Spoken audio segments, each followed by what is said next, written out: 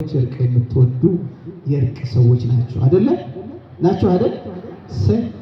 ደስ ስትሉ አሁን ይህንን ቃል ላይ ስትጾሙ እንዲጾሙ፣ ስትጸልዩ እንዲጸልዩ፣ ስትመጸውቱ እንዲመጹቱ ብሎ ጾም፣ ጸሎት፣ ምጽዋት ምን ስላለ በማርያም ንገሩ ዋጋ ስላለ በሕይወታችን ዕለት ዕለት ልናደርገው የሚገባ ስራ ስለሆነ ይህንን አበክሮ በዚህ በቅዱስ ወንጌል በማቴዎስ 6:1 ጀምራችሁ አሁን እስከዚህ እስከጠቀስኩት ማቴዎስ 6-24 አሁን ያልኳችሁ ምድራዊ ሀብት፣ ምድራዊ ገንዘብ፣ ምድራዊ ማንነታችን እርስ በርሳችን አንዱ ለአንዱ መረዳዳት እንደሚገባው፣ አንዱ ለአንዱ መጸለይ እንደሚገባው፣ አንዱ ለአንዱ መስጠት እንደሚገባው፣ አንዱ ለአንዱ መጸለይ እንደሚገባው እንዲህ ብሎ አስተማረ። እንደምን አደራችሁ? በማርያም ይህችን መልእክት በደንብ ተቀበሉ። በዚህ ወንጌል ላይ ምን ብሎ አስተማረ ጌታ? ስትጾሙ እንዲጾሙ፣ ስትጸልዩ እንዲጸልዩ፣ ስትመጸውቱ እንዲመጽውቱ አለ። ይህ በሕይወታችን ፍጹም ሊለየን የማይገባ ትምህርት ነው። ሰው በዕለት ዕለት እጁ ሳይዘረጋ ከዋለ የሚገባለት ነገር አይሆንም። ስጡ እሰጣችኋለሁ ነው የተባለው ወይስ እሰጣችኋለሁ ስጡ ነው ያለው? ንገሩኝ። ስጡ በማርያም ተናገሩላችሁ።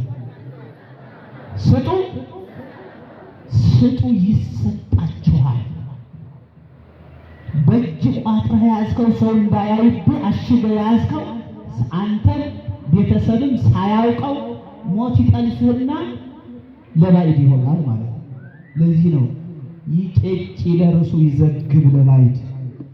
ለራሱ ሻይ መጠጣት፣ ምሳ መብላት፣ ጫማ ማድረግ፣ ልብስ መልበስ ሰስቶ ያጠራቀመው አንድ ቀን ሞት እንግዳ ነውና ከቻለ ቻው። ስለዚህ ይትበሉ ለጌሰም ጌሰምሰ ትሄሊ ለርሳ። ለነገ አትበሉ፣ ነገ ለራሷ ተዘጋጅታ ትመጣለች። ነገ ቀን እግዚአብሔር ሲሰጥ የምትበሉትን የሚነሳ አምላክ አይደለም። ቀንን የሚሰጥ ማን ነው? በማርያም ንገሩ። ቀንን የሰጠ ጊዜን የሰጠ ሰዓትን የሰጠ ሳንመቸው እሱ ግን ሆኖልን ሳንሆንለት ሆኖልን እርሱን እየበደልነው እያሳደርነው እሱ ግን ሕይወት እየሆነልን ያለ የኔና የእናንተ አምላክ በብር ገዝተን ሳይሆን ነገር የምንገዛው በማን ነው የምንሰጠው? በማን ነው የምንሰጠው? በእግዚአብሔር አይደል? የእግዚአብሔር ስጦታ ነው። እግዚአብሔር ቀን ጊዜን ሲሰጥ ነገ ሆድ እንደሚያስፈልገው፣ ነገ ሰውነት ልብስ እንደሚያስፈልገው፣ ነገ የሚያስፈልግ ነገር እንዳለ ማን ያውቃል? ማን ያውቃል? ታዲያ አትጨነቁ፣ በአንዳች አትጨነቁ። ምንም ጭንቀት አያስፈልግም። ነገን ሰዓት የሰጠ እግዚአብሔር የሚበላውንም የሚጠጣውን ተራውን ነገር እሱ ችግር የለበትም። ብቻ የኛ ማመንና ዘይቤለክሙ ግበሩ የሚላችሁን ሁሉ አድርጉ ተብሏልና የሚለንን ብቻ ካደረግ ማን ያግዘናል? እኛ ሰርተን ወጥተን ወርደን የምንገባ ሰዎች ባዶአችን አንመለስም። ማን ቀድሟልና ፊት ለፊት እግዚአብሔር። እግዚአብሔር እንዴት ነው የቀደመው? እናንተ እግዚአብሔር ቀደመ ብላችሁ መናገር ያለባችሁ ሁልጊዜ በጎ ነገር መናገር፣ ትህትና ያላችሁ፣ ለተቸገረ የምትራሩ ቸሮች እስከሆናችሁ፣ እግዚአብሔር በውስጣችሁ ነገሰ፣ እግዚአብሔር ቀደመ በፊታችሁ የሚባለው ነገሮቻችሁ ሁሉ ሊከናወኑላችሁ የሚችለው እናንተ በጎ ሆናችሁ ወደ ዓለም ስትቀላቀሉ ነው። ከቤታችሁ ስትወጡ መርዝ ይዛችሁ ወደ ዓለሙ ከተቀላቀላችሁ ዓለም በራሱ ይጠላችኋል፣ ይወዳችኋል። ለሰው ሳትመቹ ተሳዳቢዎች፣ ማጅራት መቶች፣ ሌቦች፣ አንጃ ቆራጮች፣ አሳዳጆች ብትሆኑ ማን መጣልን ነው መጣብን ነው የምትባሉት? ንገሩኛ። ከዚህ ሰውረን። እግዚአብሔር የተለየው መንገድ ሕይወት ማለት ነው። ከዚህ ሰውረን መድኃኒዓለም። ስለዚህ እኔ ወደ ትምህርት ልሂድና ስትጾሙ እንድትጸልዩ ጾሙ ስትመጸውቱ እንዲመጹቱ ተብሎ እርስ በርሳችን እንድንመጸውት እርስ በርሳችን ለተራበን ጾም በእውነት ሁላችን የምንጾማት ይቺ ጾም ሶስት ነገርን ይዛለች። ምን ይዛለች? ምጽዋትን፣ ፍቅርን። እየሰማችሁ ነው? በምጽዋት ውስጥ ምን አለ? ምን አለ? ፍቅር አለ። ፍጹም የሆነ ፍቅር ጊቭ ኤንድ ቴክ ያልሆነ ወይም ደግሞ ሰጥቶ መቀበል የሌለበት መስጠት። ይህ ፍቅር አጋፔ ፍቅር ወይም ደግሞ ፍጹም ክርስቶሳዊ ፍቅር ማለት ሰው ያደርግልኛል ነገ ሳይሆን ምንም ነገር የለም ነገ አይደረግልሽም ሰጠሽ ታልፊያለሽ። ይህ ፍጹም ፍቅር ነው። ግድ የለም ስለ መድኃኔዓለም ስለ መብርሃን ስለ ተክልዬ ብሎ ሰው ሲለምናችሁ ሳንቲም ወሮራችሁ እንዲህ አትሂዱ። ነውር ደህና አደርክልኝ በሉት። እርቦታል። ድሃ ሆኖ ሰው ርቆታል። በእጁ የሚሰጠው አጥቶ ሰው ርቆታል። ደህና አደርክ የሚለው ድምፅ ናፍቆታል። ከዚህም በላይ ደግሞ ግንባሩን ስመ አይዞህ ነገ ትሰጣለህ፣ ዛሬ ስጡኝ እያልካለ ነገ ትሰጣለህ ብላችሁ አጽናንታችሁ ሳንቲም ስትሰጡት ሳንቲሙ በላይ ያኛው ነው ስጦታው። ለሱ ናፍቆታላ፣ ሰው ርቆታላ። ሳንቲም ብቻ እኮ አይደለም የቸገረው፣ የሚበላው የሚጠጣው የሚለብሰው ብቻ አይደለም የቸገረው፣ ሰው ቸግሮታል። ሰው ርቆታል። ሰው የሚናገረው ቁም ነገር አላደርግለት ብሏል። ሰው ከሱ ቁም ነገር ይገኛል ብሎ አይቀበለውም። ይሄ ናፈቀው፣ ይሄ የራበው፣ ይሄ የቸገረው። ስለዚህ ይህን ያህል ፍጹም የሆነ ፍቅር ካለ ምጽዋት መስጠታችሁ ፍጹም ይሆናል። ፍቅር ስጡት መጀመሪያ፣ በዛ ውስጥ ፍቅር ስላለ ማለት ነው። ስትጾሙም ልክ እንደዚሁ ፍጹም የሆነ ጾም፣ አፍ ይጾም ቅዱስ ያሬድ፣ ዓይን ይጾም፣ እጅ ይጾም፣ እግር ይጾም አይደለም። ይህ ካልሆነ ጾም ዝም ብሎ የግብዞች ጾም እንዳይሆን የተጣላ ታርቆ የበደለ ክሶ የተበደለ ደግሞ ይቅር ብሎ እርስ በርሱ ተዋዳችሁ በፍቅር የምትጾሙት ጾም ቁስለ ነፍስ ትፈውስ። የነፍስን ቁስል ምን ትላለች? አረ ነገሩ ትፈውሳለች። ጾም የማንን ቁስል? የነፍስን ቁስል ትፈውሳለች፣ ታክማለች። የጻድቅ ሰው ጾሙ ጸሎቱ እጅግ ኃይል ያደርጋል። እውነት ነው። አረ ነገሩ እውነት ነው። ግድ የለም ብዙ የሚበላ ብዙ የሚጠጣ ብዙ መናገር የሚያስፈልግ ነገር ሊኖር ይችላል። አፋችን ይጹም፣ ዓይናችን ይጹም፣ እጃችን ይጹም፣ ልባችንን ይጹም። ክፉ ከማሰብ ነገራችንን ሁሉ ሰብሰብ አድርገን እግዚአብሔር ሆይ በዚህ ጾም ውስጥ የበረከት ጾም አድርግልን፣ የተሰወረው የሚገለጽበት፣ የራቀው የሚቀርብበት፣ የጎደለ የሚሞላበት፣ የረከሰው ማንነት የሚቀደስበት፣ የተዋረደው ማንነት የሚከብርበት ጾም አድርግልኝ፣ ለንስሐ አብቃ፣ ለሥጋ ወደሟ አብቃ ብላችሁ ስሙ። ይህ ክፉ ዘመን ነው። በዚህ ዘመን ላይ በዚህ ልክ ካልኖር ከባድ ነው። አዲያ ስትጸልዩ እንዲህ ብላችሁ ጸልዩም ብሏል። አባታችን ሆይ በሰማያት የምትኖር ስምህ ይቀደስ፣ መንግሥትህ ትምጣ፣ ፈቃድህ በሰማይ እንደሆነች በምድር ምን ፈቃድ ይሁን አይደል ካላችሁ በኋላ አንድ ነገር ልጠይቃችሁ ነው። ከባድ ፈተና መጣ። እዚህ በኋላ ያለው ጸሎት ከባድ ነው። የዕለት እንጀራዬን ስጠኝ ነው ስጠን ነው የምትሉት ማርያም አስባችኋል? ግን እውነታችሁ ነው። እስኪ በቤት ይበሉ። አሁን ለኔ እየጸለያችሁ መሆናችሁን ታውቃላችሁ? ለኔ እየጸለያችሁ መሆናችሁን ታውቃላችሁ ነው ወይ? ንገሩኛ። የዕለት እንጀራዬን እኮ አትሉም። የዕለት እንጀራችን አይደል የምትሉት? አሁን እዚህ ጋር እንጀራ የማያልቅ እንጀራ ሊሰጥም ይመጣል። ትሰለፋላችሁ? አትሰለፉ? እንዴት ቁጭ አትሉ? ለሁላችን በቃ ስጠን ስላለው ይደርሰናል አትሉ።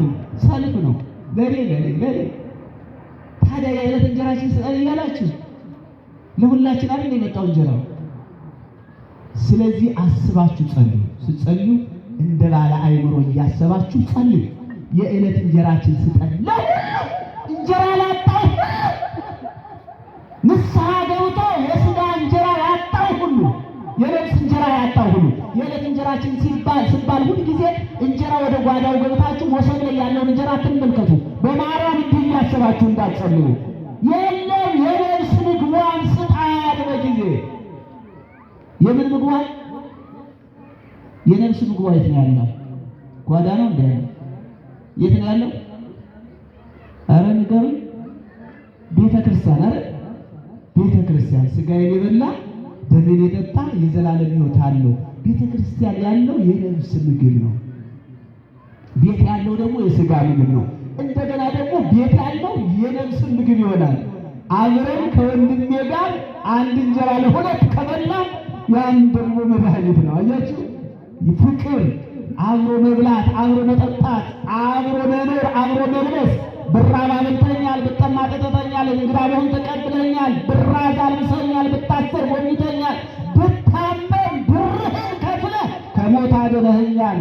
እርስ በርሳችን እንዲህ እንደምንተጋገዝ እግዚአብሔር እንዲህ አለ፣ የዕለት እንጀራችን ስጠን፣ በደሌን ይቅር በለኝ አይደለም፣ በደላችንን እንበል።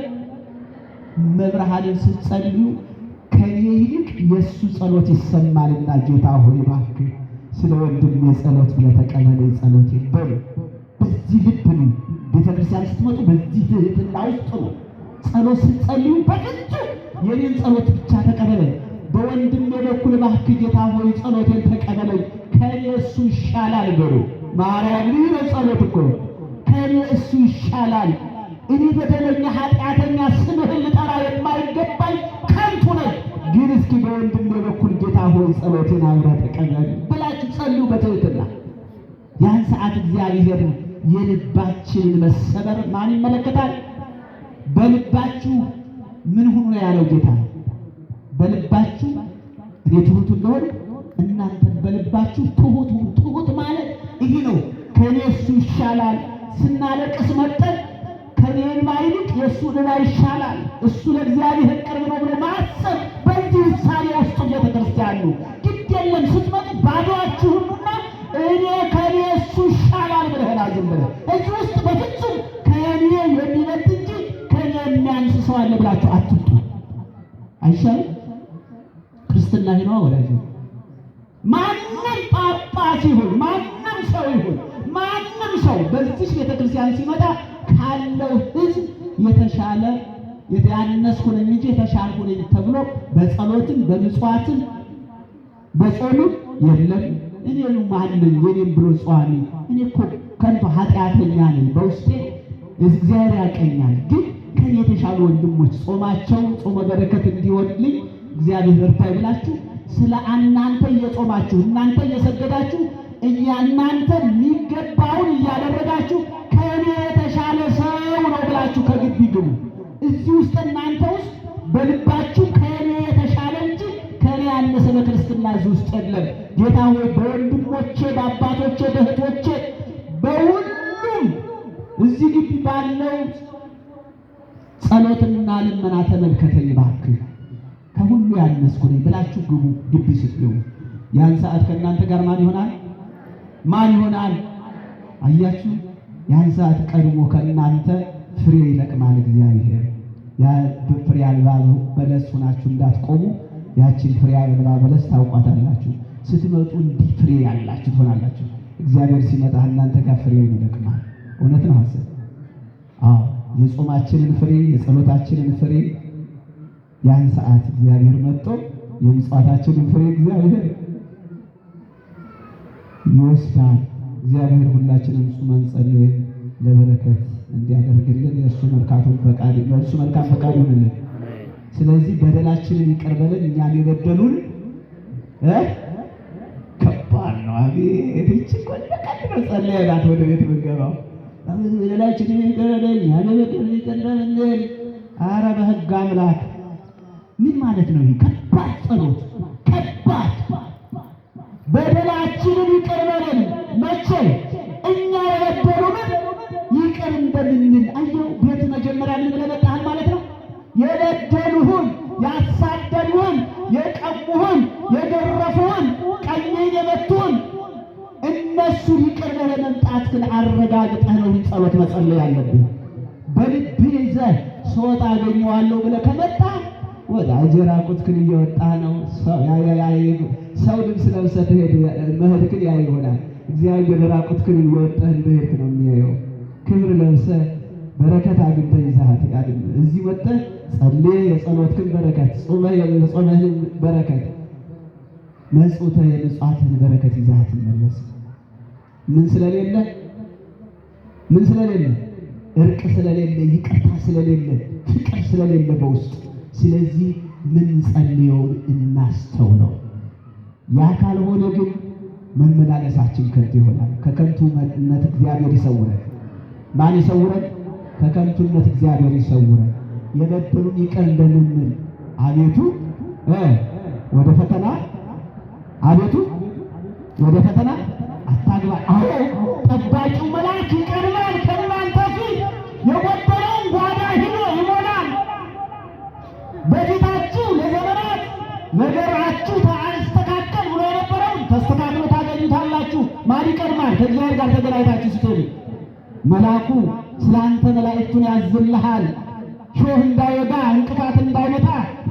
በዘንዶ ላይ ዘንዶ የተባለው የዚህ ዓለም ምናምንቴ ኃጢአት በደል ብቻ አይደለም፣ ችግር ማጣት፣ የማጣት ዘንዶውን፣ የችግር ዘንዶውን፣ የመናፍቃኑን ዘንዶ ትረግጣለህ፣ ትጫማለህ። በዛ ላይ ማን ካንተ ጋር ሲሆን?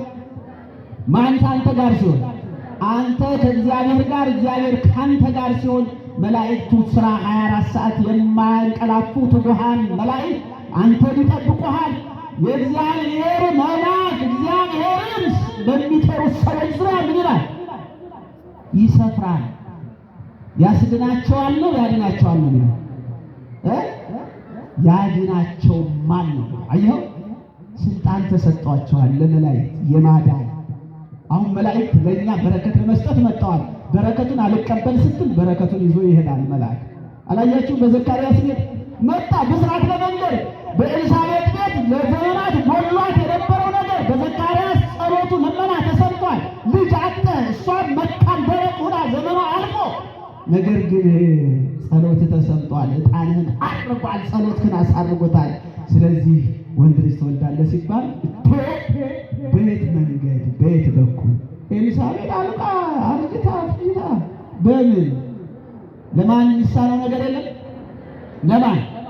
ለእግዚአብሔር የሚሳነው ነገር የለም። ወዳጄ እባክህ እግዚአብሔር ያውቃል ብለህ ስትመጣ፣ እግዚአብሔር እሱ ያለው ይሁን ብለህ ስትመጣ፣ አንተ ካሰብከው በላይ ነገሮች ተከናውነውልህ ታገኛለህ።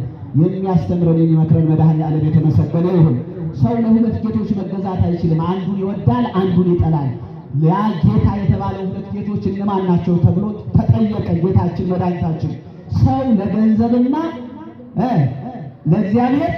አያችሁ፣ ገንዘብንና እግዚአብሔር እኩል ቁመው ሁለት ጌቶች ተባሉ። እውነት ነው። የዚህ ዓለም ገዢ ወንድሙን የሚያሳድድ የሚያስበድል፣ እናቱን የሚያስለውጥ፣ ያቺ 9 ወር የተሸከመች እናትን ደፍቶ የሚሄደው ያንን አባቱን በዘመናት መከራ ወጥቶ ወርዶ ያሳደገውን አባቱን ገሎ የሚሄደው ጎረምሳ ስለምንድን ነው ንገሩኛ? ስለ ገንዘብ አይደል? እናትን የሚያስተው አባትን የሚያስተው ክፉ ነው። የሰው ልጅ በገንዘብ አይምሮን ሽጦ እንስሳ የሚሆንበት እውነት ነው። ሐሰት ነው አይደል? አያችሁ፣ ኃያል የገንዘብን ኃያልነት ካላወቅንበት ገንዘብ ይገዛናል። ካወቅንበት ግን ገንዘብን እንገዛዋለን። እውነት ነው ሐሰት? አዎ፣ ገንዘብን የሚገዛቸው ብዙ ሰዎች አሉ። ገንዘብ ጌታቸው አድርገው የተቀመጡ በባንክ ቤት በቢሊየን ደረጃ የተቀመጠው ገንዘብ ለአንድ ግለሰብ ወይም ለአንድ ባለሀብት ሀብት ብሎ ሊቆጥረው ይችላል። ግን አይደለም ነው እንዴ? እስኪ ለእናንተ ለእያንዳንዳችሁ አንዳንድ ትሪሊየን ብር ልስጣችሁ ብላችሁ ምን ያደርግላችሁ? ቆሻሻ ተሸከሙ እንደማለት እኮ። ምትበሏት አንድ እንጀራ ምትቀምሱት ግን አንድ ጊዜ መቼም 30 ልብስ ለብሳችሁ አትወጡም። 30 ጫማ አድርጋችሁ አትወጡም። 30 መኪና ይዛችሁ አንድ ጊዜ አትወጡም አይደል? አንድ መኪና፣ አንድ ጫማ፣ አንድ ልብስ፣ አንድ እንጀራ አለ ወይ? ከዚህ ውጭ አለ? ኦይ ከለባላህት አረባክ ነገ ትፈነደሳለህ። አለቀ። በአንድ ሳጥን ውስጥ ጥላ ደሃው እዚህ ጋር የሚለምነው ምስኪን እዚህ ጋር ያለው አንተ አስከሬን ተብለህ ትጠራለህ። እኛ እኮ ነው የምንጠራው። እዚህ ቤተክርስቲያን ስትገባ አስከሬን መጣ ነው እንጂ ባለ ሀብቱ የትሪሊዮን ባለቤት መጣ ትባላለህ እንዴ? ትባላለህ ወይ? ስለዚህ ገንዘብ ከንቱ፣ ጠፊ፣ አላፊ እግዚአብሔርን የማያስቀይር እንደሆነ ልትረዱት ይገባል። ሰው በገንዘብ እግዚአብሔርን የሚቀይር ከሆነ ከሞት የሞተ የሚንቀሳቀስ አስከሬን ሆኗል ማለት ነው። ከዚህ ሰውረን መድኃኔዓለም ሁላችንን ማስተዋልን ይስጠን። የእኛ ጌታ መድኃኔዓለም ግን እርሱ ግን የራቀውን የሚያቀው፣ የተሰወረን የሚገልጽ፣ የተዋረደውን የሚያቀር፣ የረከሰውን የሚቀድስ የኔና የእናንተ አምላክ ግን ፍጹም በገንዘብ የሚመዘን የሚለካ የሚመጠን ነገር የለውም። ስለዚህ ማን ይሻለናል? ማን ይሻለናል? እግዚአብሔር ይሻላል። ለዚህ ነው እንግዲህ እችን ቃል ብዬላችሁ ለሁለት ጌቶች መገዛት የሚቻለው ማንም የለም። ወይም አንዱን ይጠላል ሁለተኛውን ይወዳል፣ ወይም ወደ አንዱ ይጠጋል ሁለተኛውንም ይንቃል። ለእግዚአብሔርና ለገንዘብ መገዛት አትችሉም። እውነት ነው። ስትመጡ ገንዘባችሁን በየቦታው ያስቀምጣችሁ አስተካክላችሁ እንዴ ከዛ በኋላ ወደ እግዚአብሔር አለ ነው እግዚአብሔር እሱ ያውቃል ብላችሁ ነው ትመጡ። አስተውሉ። ስለዚህ ማን ይቅደም? ከእግዚአብሔር በላይ ማንም የለም። እግዚአብሔር የሚተካው ነገር አለ ወይ? ስለዚህ አለ እላችኋለሁ ስለ ነፍሳችሁ ስለምትበሉት ስለምትጠጡት ወይም ስለ ሰውነታችሁ በምትለብሱት አትጨነቁ። ነፍስ ከመብል ሰውነትም ከልብስ አይበልጥምን ይላል። እውነት ነው። እየሰማችሁ ነው? ከነፍስ ማን ይበልጣል? ወይስ ከሰውነት ማን ይበልጣል? ነፍስ አይደል? ስለዚህ ቅድማ ነፍስ ትልበስ፣ ነፍስ ታጊጥ፣ ነፍስ ይመርባት። ከዛ በኋላ ሰውነት ወደ አፈር ይመለሳል። አፈር ነህና ወደ አፈር ትመለሳለህ የሚባል ነገር ስላለ ከሱ ይልቅ ማን ይሻለናል? ማን ታጊጥ? ነፍስ ታጊጥ፣ ነፍስ ትልበስ። ስለሱ ተጨነቁ። ምን እበላለሁ፣ ምን እጠጣለሁ፣ ምን ለብሳለሁ አትጨነቁ። እሱ የለም ከሰውነት ነፍስ ይበልጣልና ይልቁንም ለነፍሳችሁ የሚያስፈልጋትን አድርጉ። ጌጧ ዘላለማዊ የሆነችው ነፍሳችሁ እንዳትራቆት፣ እንዳትራብ፣ እንዳትጠማ፣ እንዳትጎሰቁል፣ እንዳትዋረድ ስለሱ ተጨነቁ። ይህንማ እግዚአብሔር ያደርገዋል። በአንዳች አትጨነቁ። ሁሉን ማን ያደርገዋል? ሁሉን ማን ያከናውነዋል? ጤና የሰጠን ማን ነው? ወደዚህ እንድንመጣ የፈቀደ ማን ነው? አሁን የለበስነውን ለብሰን አጊጠን ሰው ሆነን እንድንመጣ ያደረገ ማን ነው? እግዚአብሔር ነው። ከእግዚአብሔር ውጭ ዛሬ ሁሉን አጥተው በቤት ውስጥ ራቁታቸውን የተቀመጡ እንዳሉ እያስተዋላችሁ፣ ስለዚህ ወደ ሰማይ ወፎች ተመልከቱ አለ። ወደ ሰማይ ወፎች አያጭዱም፣ አይዘሩም፣ አይበትኑም፣ ምንም ነገር የለም፣ በተራደላቸው። እነሱ ግን እግዚአብሔር መግቧቸው ያድራል። እናንተማ ከሰማይ ወፎች አትበልጡምን አለ ጌታ። እንበልጣለን አልበልጥም? ኦሮ በሎ እንበልጣለን አልበልጥም? የወፍ ስጋ ነው እንደ የለበሰው ጌታ ነው። የማን ስጋ ነው የለበሰው? እስኪ እኛን በሉ፣ አይዟችሁ። የማን? የእኛን ስጋ ነው የለበሰው። እንዲህ ነው የወደደን፣ እንዲህ ነው ያፈቀረን። ብዙ ሰዎች ንቀውን ይሆናል። እርሱ ግን ሳይንቀን ስጋችንን የለበሰ የኔና የእናንተ አምላክ የፍቅር አምላክ እርሱ ስለኛ እንዴት ከሰማይ ወፎች እናንተ አትበልጡ ይለናል። ስለዚህ ከሰማይ ወፎች ማን ይበልጣል? ማን ይበልጣል? ስለዚህ ለነሱ የሚመግብ አምላክ እኛን እንዴት ይተወናል የሚል ኃይለ ቃል ስላለ በማስተዋል እንድትረዱት ነው። ስለዚህ የምድር አበቦችን ተመልከቱ ይላል። ሰሎሞን እንኳ በቤተ መንግስቱ ሁሉን የሚገዛው ሰሎሞን የአይሁድ ንጉሥ የአባቱ የዳዊትን መንግስት የወረሰው ሰሎሞን እንኳ እንደዚህ ሜዳ ላይ እንደምታዩዋቸው አበቦች አልለበሰም።